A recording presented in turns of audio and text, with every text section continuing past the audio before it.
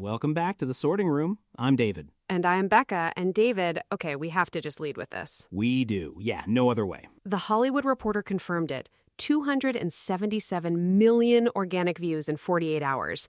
The Harry Potter trailer is now the most watched in HBO history by more than double. More than double. For reference, Euphoria Season 3 hit around 100 million in the same window. So follow the money, follow the numbers. The demand is there. The question is what HBO does with it. Right. And that's exactly where today gets interesting because the marketing campaign is nowhere near finished.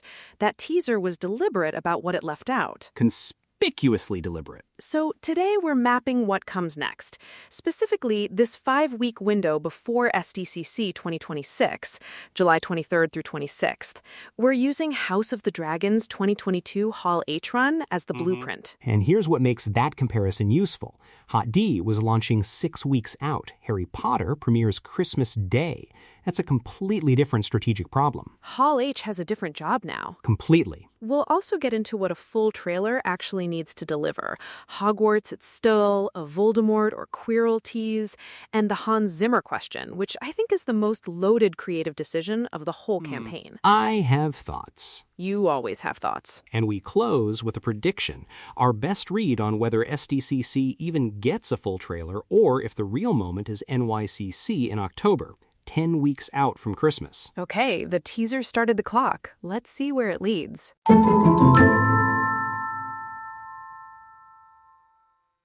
277 million in 48 hours. The Hollywood Reporter confirmed that's what the Harry Potter teaser pulled. Organic views, no paid boost, making it the most watched trailer in HBO history. More than double the previous record. More than double. That's not a hit. That's a pressure wave. Right. But, and this is the part I keep coming back to, that number tells you demand. It does not tell you HBO has finished the marketing job. Those are two very different things. Completely different. And the teaser itself is worth actually breaking down because it was deliberate in what it showed and what it didn't. Okay, so walk me through it. So Variety covered the whole beat by beat. You get Harry in the cupboard under the stairs, Dudley being awful, Aunt Petunia with the scissors, then Hagrid at the door, the letter, Ron and Hermione on the Hogwarts Express, classic Philosopher's Stone chapter order, basically. The hits. The hits. And you're meeting the new trio, Dominic McLaughlin as Harry, Arabella Stanton as Hermione, Alistair Stout as Ron, plus John Lithgow as Dumbledore, Papa Essiedu as Snape, Nick Frost as Hagrid. Nick Frost as Hagrid is a choice I did not see coming and yet somehow cannot argue with. Same. But here's what's not in it. No Quidditch, no Mirror of Erised, nothing from the third floor corridor, zero Voldemort. Not a shadow, not a whisper. So they left out the villain of the entire franchise? On purpose. That's a teaser doing exactly what a teaser is supposed to do. Confirm the show exists, confirm it looks expensive, confirm the faces. That's it. Follow the logic on that.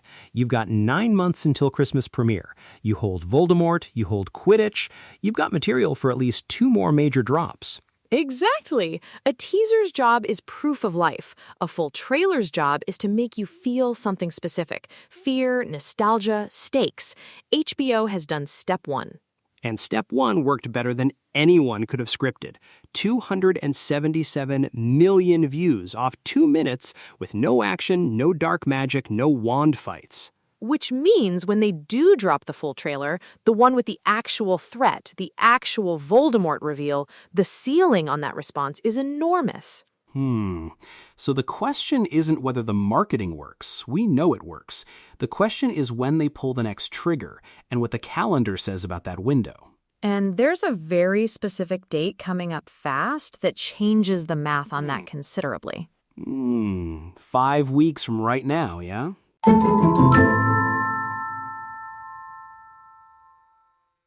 So 5 weeks, that's what's on the clock between now and San Diego Comic-Con Hall H on July 23rd. The question isn't whether HBO has the material. We know they're holding Voldemort, Quidditch, the works. The question is, do they pull the trigger before San Diego, or do they walk into Hall H cold? And I've been thinking about this all week because there's actually a really clean precedent to test against. House of the Dragon 2022, Hall H panel was July 23rd. Premiere date, August 21st. That's 4 weeks out. Right, so SPCC was basically a launch event for that show. Exactly. HBO bought the full cast, George R.R. Martin showed up, they screened an extended trailer, the whole thing. Deadline reported that panel generated over 100 million social impressions. It worked because the show was right there. 4 weeks, you can taste it. But Harry Potter premieres December 25th. SDCC is July 23rd. That's 5 months. 5 months? Those are different jobs, like completely different. Noting, the House of the Dragon panel was a launch ramp. What Hall H would be for Harry Potter is infrastructure. You're not closing the sale, you're building runway for the fall. And that changes what you'd need to bring.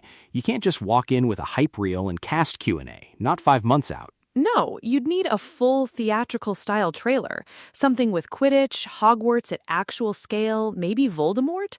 Something that makes it feel real and not like a sizzle reel. Or a major creative announcement. Francesca Gardner, Mark Mylod, give the room something concrete from the people who built this thing. Right. Justify the slot. Because the other argument is Lanterns. That show premieres in August. The SDCC conventional playbook says you prioritize what's closest to the con. Industry analysis I've seen suggests HBO might lean Lanterns Hall H for exactly that reason. I buy that risk, but David, can HBO actually afford to skip Hall H with Harry Potter? The teaser did 277 million views off 2 minutes with 0 action footage. 0. The earned media ceiling on a full trailer drop at Hall H is enormous. Follow the money, right? The opportunity cost of not going is massive. That's what I keep coming back to. You'd be leaving, 200 million potential organic views on the table because the premiere is in December? So the real question isn't whether they show up, it's whether they have a full trailer ready by July. And that's a production calendar question as much as a strategy question. Which is probably why the next 5 weeks matter so much. If there's a character poster drop or a second teaser before SDCC, that tells you something. That's them feeding press ahead of San Diego. Exactly. Watch for a marketing beat in the next few weeks, something designed to give journalists something to write about walking into the convention. That's the tell. And what they actually bring to HHL tells you everything about the production schedule. Full trailer means they're locked and ahead of schedule. Teaser again means December is tight. Dryly, or they're just very confident in the goodwill they've already built. Well, 277 million views does buy you some patience. It really does. And speaking of what HBO would actually need to deliver, what HBO did with House of the Dragon in 2022 gives us a pretty specific blueprint to measure against.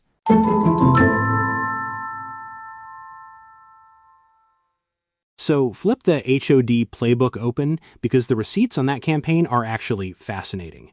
Deadline reported they kicked off with 2 teasers, October 5th, 2021, then May 5th, 2022. Then 3 days before SDCC, July 20th, the walk-up trailer. Hall H panel, July 23rd, with the full cast and George R.R. Martin. And the Dragon's Den immersive experience running concurrently on the floor. And those numbers from Deadline, 102 million social impressions, 128,000 new followers just from SDCC weekend alone. That is not a soft launch. No, that is a cannon. But, and this is the part I can't stop thinking about, House of the Dragon premiered August 21st. Hall H was 4 weeks out. Every piece of that SDCC machinery was pointed at one thing: get people to show up in a month. Right. It was a launch ramp, full stop. Harry Potter premieres December 25th. That is 5 months out from SDCC, July 23rd. Same slot, completely different job. Yeah, and that distinction actually matters a lot for what has to be in the room at HL. Walk me through it. Okay, so with HOD, the HL panel could function on vibes and hype. Premieres 4 weeks out, the audience already trusts the IP. The extended trailer just seals the deal. Harry Potter doesn't have that luxury. You're asking Hall H to sustain momentum for 5 months. That's a totally different ask. So what does the panel actually need to deliver? A full theatrical-style trailer, not a sizzle reel, not 30 seconds of mood. Something that proves the show can do scale. Hogwarts at night, Quidditch, the Great Hall at a feast, moments the teaser deliberately withheld. And Voldemort, Yeah. or at least Quirrell. The teaser played it warm, covered under the stairs, diagonal alley energy. You cannot leave Hall H without something that signals this show goes dark. The 2001 Columbus film held Voldemort's full appearance until the climax. I'm not saying HBO needs to blow that, but you need a tease, a back-of-the-head shot, something. Otherwise, it reads like a nostalgia piece, and that is not what this show is supposed to be. Right, and then there's the HOD template piece that is easy to miss. The Dragon's Den culled 4,000 attendees through an immersive castle experience. That is not set dressing. That is proof of concept for the IP living off the screen. A Wizarding World physical activation at SDCC? I mean, that writes itself. Yeah, Francesca Gardner and Mark Mylod being in that Hall H room is also non-negotiable for me. A casting reveal, a creative announcement, something that makes the slot feel news, not a victory lap. So the bar isn't do what HOD did. The bar is do it for an audience that has to wait 5 more months after they leave the building. Exactly. And what fills that gap leads us straight to the trailer itself, what it has to show, and what Hans Zimmer scoring it would actually mean.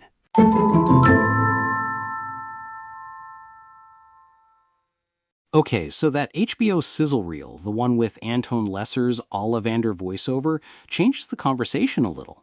How so? Because MovieWeb reported it shows Dominic McLaughlin actually heading towards the Quidditch field and huddling with the Gryffindor team before a match. That's footage we hadn't seen.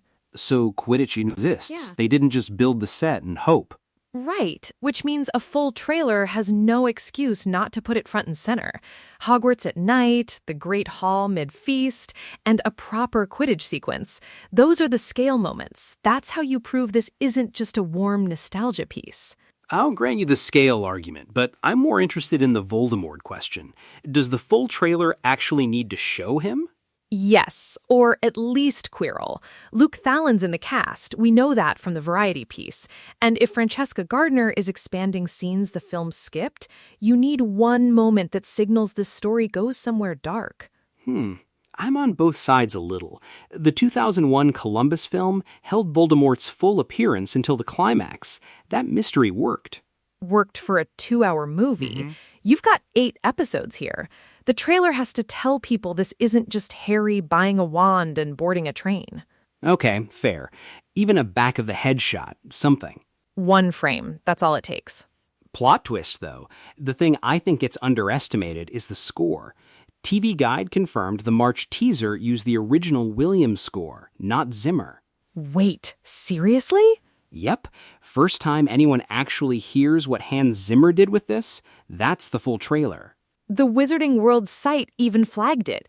They said Zimmer's score is yet to be heard, like they know it's a thing. And it's going to land one of 2 ways. Either it's Zimmer doing something genuinely new, interstellar strings over Hogwarts, and people lose their minds. Or it sounds nothing like Hedwig's theme, and the internet melts down for a week. Which, honestly, from a marketing standpoint, that's still a win. You're in the conversation. The Hollywood Reporter fan reaction piece after the March teaser, people were already upset the teaser didn't have Zimmer. A top Reddit comment flagged the missing score immediately. So HBO is sitting on an audio grenade. The smart move is lean into it. Drop the Zimmer cue loud in the full trailer and own the reaction. Agreed. Don't bury it under dialogue. Let it breathe. Let people feel the difference. Scale visuals, a Quirrell tease, and Zimmer front and center. That's the checklist. So the question now becomes, is enough of that actually finished to show at SDCC in July, or does a full Zimmer-scored trailer need until October? That's exactly where we land next.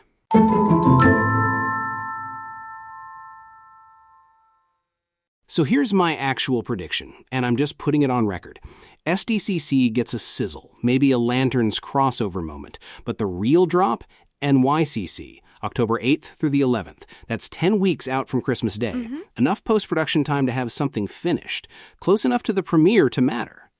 I think you're right on the calendar logic. Lanterns premieres August 16th, so HBO is going to lean hard into that at SDCC. Harry Potter's not the story they're selling in July. Follow the money. WBD needs Harry Potter to carry Q4. You save the full trailer for October, you own the news cycle going into holiday season. And NYCC is the 20th anniversary year, which means the room is already primed. The energy is going to be wild. Yeah? But, David, here's my condition. I only buy the NYCC scenario if post-production is far enough along. If Zimmer's score isn't locked, they won't risk it. That's fair. If they can't play Zimmer publicly yet, SDCC becomes the holding pattern and NYCC becomes the actual launch. Which means every frame of that sizzle reel matters at SDCC. One wrong musical choice and the internet spends a week fighting about John Williams. Oh, they'll fight about Williams regardless. But okay, so the open question, and I'm sending this directly to listeners, if HBO does show up at Hall H, what is the one piece of footage that earns the slot?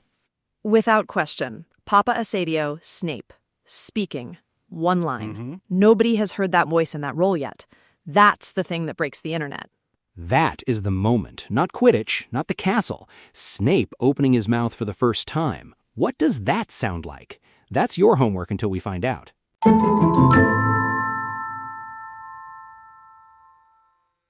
Okay, so this one went places I didn't expect. Same. The NYCC prediction alone is going to age us one way or the other. Right, and the core argument we kept landing on, 277 million views in 48 hours. That's confirmed demand. That's not a finished marketing campaign. The teaser did its job, but HBO still has Voldemort, still has Quidditch, still has Hans Zimmer's score in the pocket. That's a lot of firepower left. Which is exactly why SDCC and NYCC matter so much. Different tools, completely different jobs. If you've got a theory on what single piece of footage makes a Hall H slot worth it, we genuinely want to hear it. Send it to us at The Sorting Room on social. And hey, if you're not following the show yet, fix that wherever you listen. Thanks for spending time with us in The Sorting Room. Christmas is coming. It really is. See you next week.